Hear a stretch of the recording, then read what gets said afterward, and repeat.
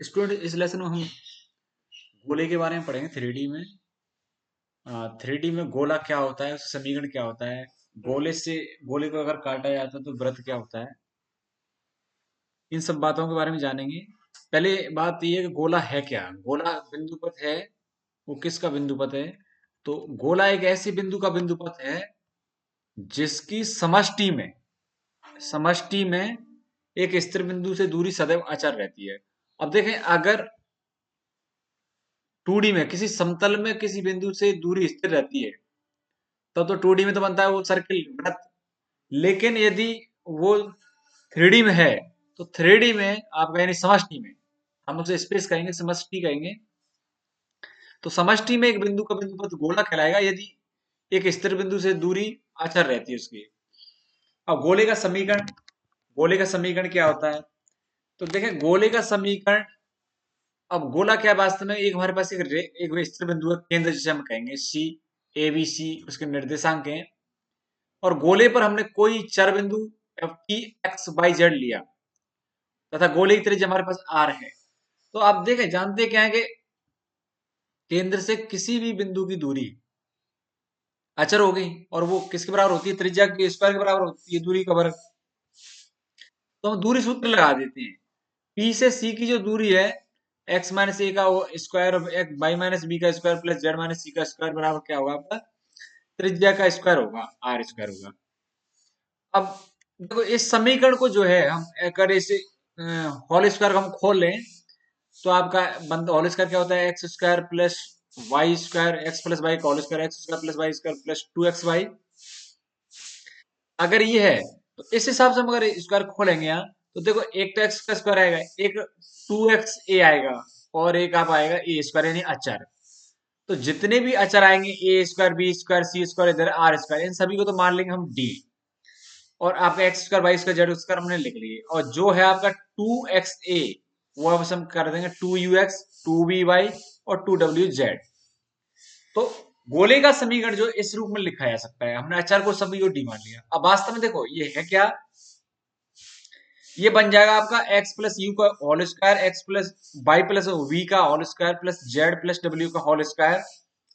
अचर जो डी है आपका, वो ये आप राइट हैंड साइड में आप ले आएंगे उसे, तो वो आपका बन जाएगा, जैसे हमने इस समीकरण को होल स्क्वायर बनाया था, हमने यू स्क्वायर और B square W square right hand side और लेफ्ट में जोड़ा है। इससे इधर तो बन जाएंगे होल स्क्वायर किसके, एक्स प्लस यू और वाई प्लस वी और Z plus W whole square बनेंगे। राइट हैंड साइड में आप U square plus V square plus W square आपका रहेंगे, और जो लेफ्ट में डी है उसे हम राइट हैंड साइड में ले आएंगे।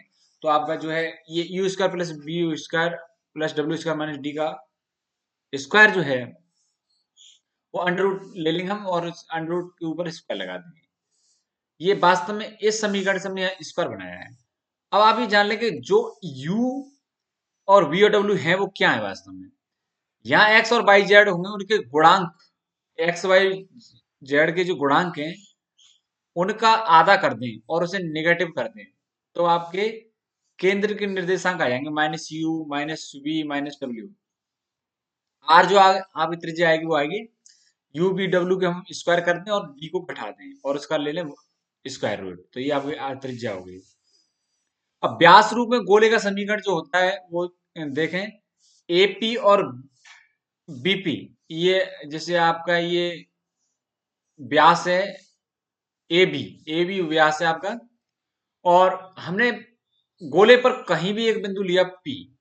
अब इस पी को हम ए और बी के सिरों से मिलाते हैं, तो अब देखो जिस सर्किल में होता है आपका ये कोण कैसा, 90 डिग्री का होगा।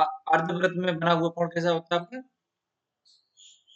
90 डिग्री होता है। तो आपका एपीवी जो कोण है वो 90 डिग्री है। अब आप देखो इसकी दिक्कनुपात, एपी और बीपी के दिक्कनुपात क्या होंगे? आप इस निर्देशांक में से इस निर्देशांक को घटा दें तो x minus X one, Y minus Y one, Z minus Z one, X minus X two, Y minus Y two और जेड माइनस जेड टू।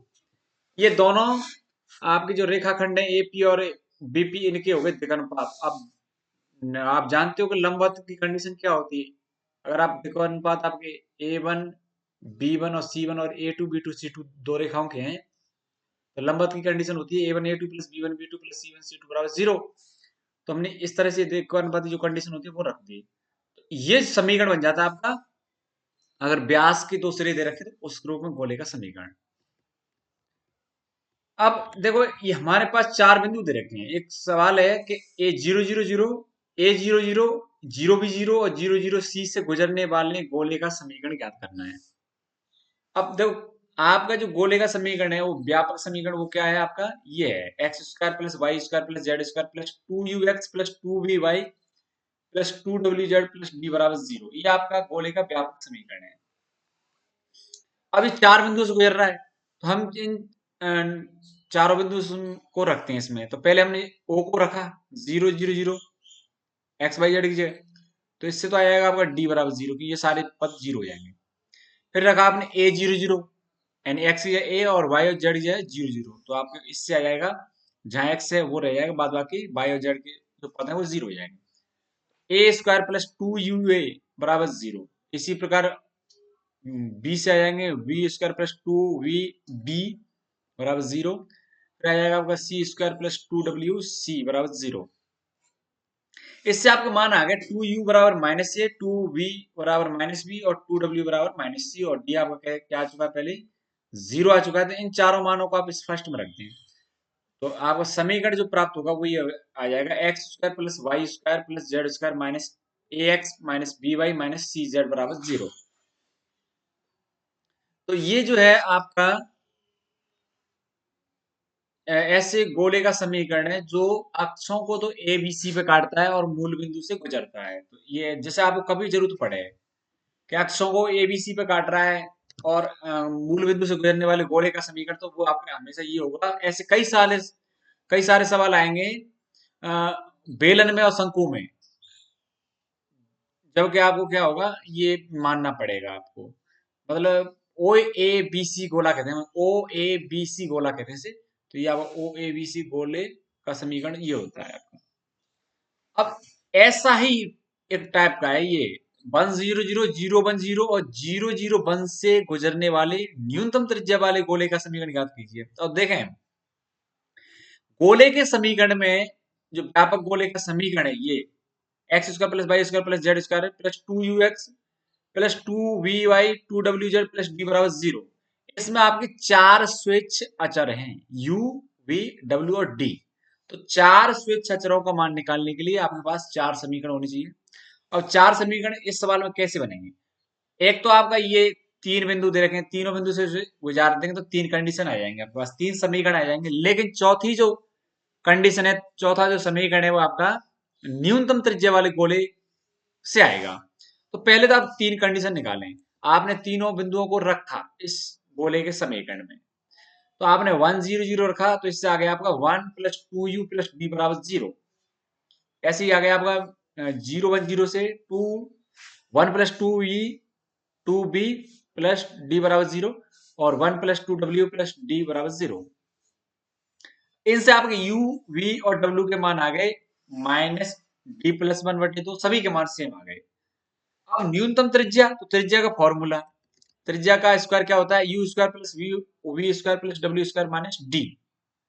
इसमें जो है आप त्रिज्या का सूत्र है, इसमें आप U, V, W के मान रख दें D के पदों में वो, तो आपके आ जाएंगे D+1 का स्क्वायर बटे 4, तीन पद है इससे तो तीन हो जाएंगे वो, 3D+1 का होल स्क्वायर बटे 4 माइनस D। इसको हल करें, D+1 का होल स्क्वायर खोलेंगे, 4 आपका प्लस हो जाएगा तो यहाँ 4 का D से गुणा करें -4D और यहाँ आ जाएगा देखो 3 का यहाँ 2D से गुणा करें 6D में से हो जाएंगे तो आपके 4 जाएंगे 2D बचेंगे। तो 3D square plus 2D plus 3 ये आ जाएगा आपका अंश में बटे में 4। अब हमें न्यूनतम त्रिज्या चाहिए तो इसे हम फंक्शन ऑफ डी मान लेंगे इसे। और न्यूनतम के लिए आप जानते हो न्यूनतम या अधिकतम के लिए अवकलन जो है फंक्शन का 0 होना चाहिए। इसका अवकलन किया और अवकलज को 0 के बराबर किया तो आपका देखो अवकलन करेंगे तो क्या आएगा 6D प्लस 2 बराबर 0। तो D के मान आपका आ गए -1/3। अगर आप दो बार अवकलन करते हैं इसका, दो बार अवकलन करें तो फंक्शन ऑफ डी का दो बार अवकलन किया तो आपका आ जाएगा 6 मान, जो कि आपका कैसा है 0 से बड़ा है। तो ये जो डी के इस मान से जो त्रिज्या आई है वो आपकी न्यूनतम होगी, क्योंकि आपका डबल डैश का मान कैसा है 0 से बड़ा है। तो डी बराबर -1/3 के लिए आर का मान न्यूनतम होगा, हम यू, वी और डब्ल्यू के मान निकाल लेते हैं डी का मान रख के, क्योंकि वास्तव में आपका यू का मान क्या आया था, डी प्लस वन बटे ये देखो, डी+1/2 और माइनस में, तो आपके यू का मान आ गया, ये यहाँ रखा डी का मान, तो -1/3, ऐसे वी का और डब्ल्यू का आपका -1/3 मान आ गया। तो ये आपको यू, वी और डब्ल्यू और डी के मान अगर आप उसमें रखते हैं गोले के व्यापक समीकरण में, तो आपका गोले का समीकरण बन जाएगा इस तरह से, x² + y² z² minus you, we, W के मान सेम है सभी, तो और सभी में 2u 2v और 2w, तो 2 रहेगा, -2 2/3 कॉमन ले लिया, और x + y + z minus D का मान 1/3, 3 से आप गुणा कर लें तो क्या आ जाएगा, 3x² + y² + z² minus 2x + y + z -1। अब आप ये देखेंगे सर्किल क्या है, वृत्त क्या है। अगर आप किसी गोले को किसी समतल से काटते हो, किसी गोले को आप अगर समतल से काटें तो एक सर्किल में कटता है। जैसे आप कभी तरबूज काट के देखा हो, तो तरबूज अगर आपने किसी चाकू से काटा, एक चाकू की तरह से प्लेन, तो तरबूज का जो ऊपर का सिरा होगा वो एक सर्किल के रूप में होगा। इस तरह से गोले को काटने पर किसी समतल के द्वारा वो एक सर्किल में कटता है। अब अगर ये सर्किल जो है आपका गोले के सेंटर से गुजरता है, गोले के सेंटर से गुजरता है, तो वो सर्किल जो है आपका ग्रेट सर्किल कहलाएगा, बृहत वृत्त कहलाएगा, बृहत वृत्त कहते हैं इसे। तो कभी ऐसा एक सवाल आ सकता है आपको, ग्रेट सर्किल की डेफिनेशन हो सकती है, या फिर जैसे कोई सवाल आएगा तो ग्रेट सर्किल में आपको ये मानना है कि जो समतल है वो कहाँ से गुजरेगा, गोले के सेंटर से गुजरेगा।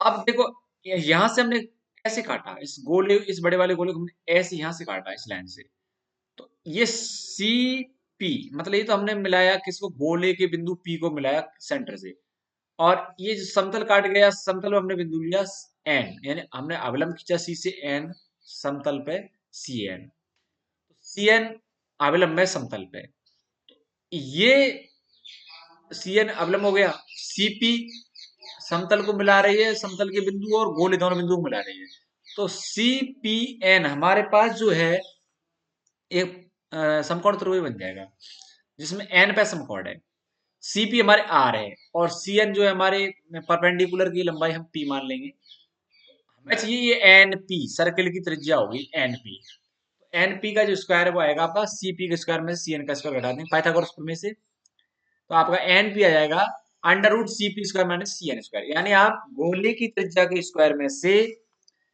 परपेंडिकुलर की लंबाई का स्क्वायर घटा दें और उसे वर्ग स्क्वायर रूट ले लेते हैं, तो आपका आ जाएगा सर्कल की त्रिज्या आ जाएगी। वृत्त का समीकरण क्या होगा, वास्तव में आप ये जाने कि वृत्त का समीकरण होगा क्या। तो अगर एक गोले के समीकरण और समतल के समीकरण को हम साथ साथ लिखें, यानी एस स्फीयर, एस हम स्फीयर को कहेंगे, स्फीयर का समीकरण आपका ये होता है, x² + y² + z² 2ux + 2vy + 2wz + d = 0, और प्लेन है आपका lx + my + nz = 0, यहाँ 0 होगा, ठीक है ना, यहाँ 0 है। तो ये अगर आपने कोई स्फीयर और प्लेन दोनों का समीकरण एक साथ लिख रखा है, तो दोनों का समीकरण एक साथ सर्किल को बताता है। अब कोई सर्किल है, उस सर्किल से गुजरने वाला गोला जो होगा वो होगा आपका एस में, आप एस में जोड़ देंगे पी को, कि पी में लेमड़ा गुणा करके, तो एस प्लस लेमड़ा पी बराबर आपका होगा 0, ये सर्किल से गुजरने वाला गोला होगा। अगर दो गोले हैं, आपके पास दो गोले दे रखे हैं S1 और S2, उनसे गुजरने वाला कोई गोला, यानी दो गोले, भाई दो गोले काटेंगे, दो गोले जब काटते हैं तो उनके बीच में एक प्लेन सर्किल बनेगा काटने वाले स्थान पर, उस सर्किल से जाने वाला गोला आपका S1 + लेमड़ा S2 होगा बराबर 0, S1 + लेमड़ा S2 बराबर 0। इस आधार से कोई क्वेश्चन देखें कि बिंदु है अल्फा बीटा गामा, और सर्किल है आपका ये x² + y² बराबर a² z बराबर 0 से गुजरने वाले गोले का समीकरण। अब z बराबर 0 इसमें, इसका मतलब जो आपका सर्किल है वो आपका XY प्लेन में बनेगा, XY प्लेन में। तो आप इसमें क्या है, इसको जैसे स्टैंडर्ड फॉर्म जो है सर्किल की, वो क्या एक गोला होगा और एक प्लेन होगा। तो आप इस सर्किल को ऐसे लिखें, X square plus Y square plus Z square बराबर ए स्क्वायर, क्योंकि जेड भी होता है उसमें। जेड आपका जीरो है, लेकिन आप उसे लिखोगे गोला दिखाने के लिए। X square plus Y square plus Z square बराबर ए स्क्वायर, और जेड आपका प्लेन है, जेड बराबर जीरो प्लेन है, एक्स वाई प्लेन। ये सर्किल हो गया। अब इस सर्किल से जाने वाले गोले का समीकरण जो होगा वो आपका, देखो आपने ये गोले का समीकरण plus S plus lambda P, P तो आपका क्या, जेड बराबर जीरो, तो आपने जोड़ा, ठीक है।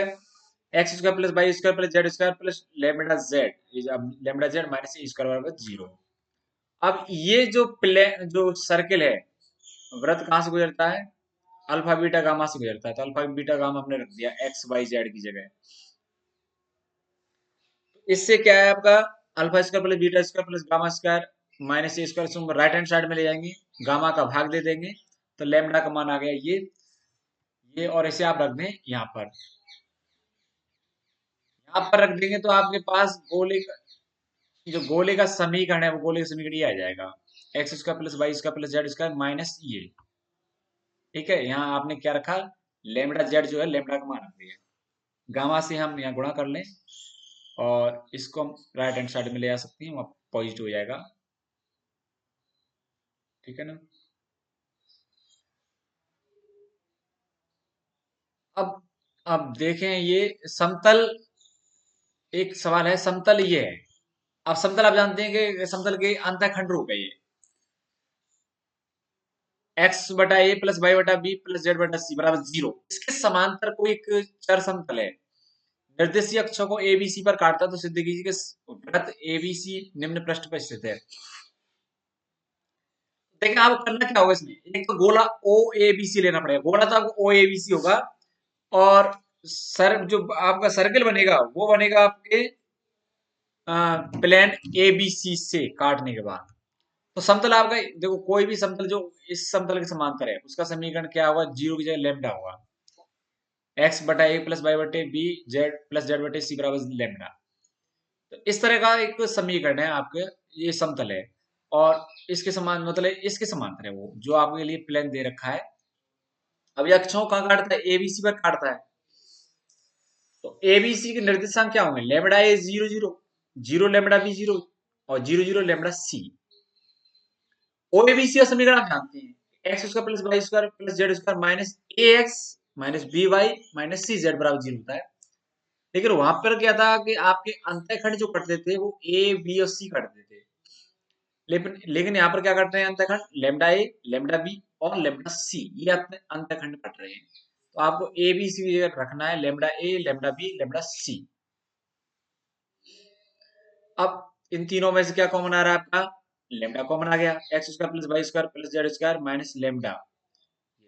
भाई कारण ये क्या पूछा आपको कि समतल के समांतर एक चार समतल निर्देशीय अक्षों को एबीसी पर काटता है, सिद्ध कीजिए जो सर्कल एबीसी बनेगा, भाई चर है सर्कल, आपके प्लेन एबीसी बदलते हुए हैं, तो जितने भी सर्कल बनेंगे वो किस पृष्ठ पे स्थित है, वो आपका पृष्ठ ये है, इस पृष्ठ का करना है आपको।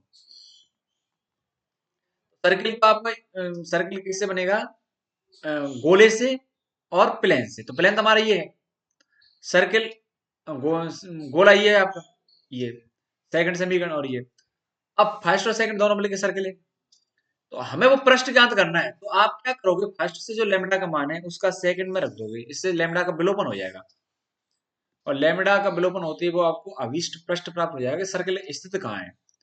तो आपने इसमें गोले के समीकरण में लेमडा का मान रख दिया, एक्स बटा ए प्लस वाई बटे बी प्लस जेड बटा सी। अब इसको हल कर लें, आप देखो एक्स बटा ए का इसमें गुणा करोगे तो ए एक्स में तो ए से कट जाएगा, एक्स स्क्वायर आएगा, एक्स स्क्वायर से एक्स स्क्वायर कट जाएगा, और इस तरह से आपको जो ये आएगा, फिर आपका एक्स बटे ए का आप गुणा करोगे यहाँ बी बटे वाई बी वाई से, तो आपका आ जाएगा बी बटा ए एक्स वाई वाले देखो बी बटा ए, इसी प्रकार आपका आएगा ए बटा बी, तो बाई जेड के जो गुणा बनेंगे वो बन जाएंगे आपके बी बटा सी प्लस सी बटा बी, बाई जेड गुणा, जेड एक्स वाले पद में आएंगे आपको सी बटा ए प्लस ए बटा सी, और एक्स वाई के गुणा में आएंगे आपके ए बटा बी और प्लस मतलब बी बटा सी, ये आपके बनेंगे।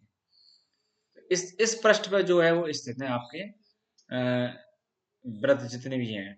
तो इस तरह से आप शेष सवालों को आप कर सकते हैं, एक व्यापक समीकरण यूज करें, आपका X square plus Y square plus Z square plus 2ux plus 2by plus 2wz plus t बराबर 0, ये गोले का समीकरण होता है। तो इसे लेकर के आप से सवाल कर सकते हैं।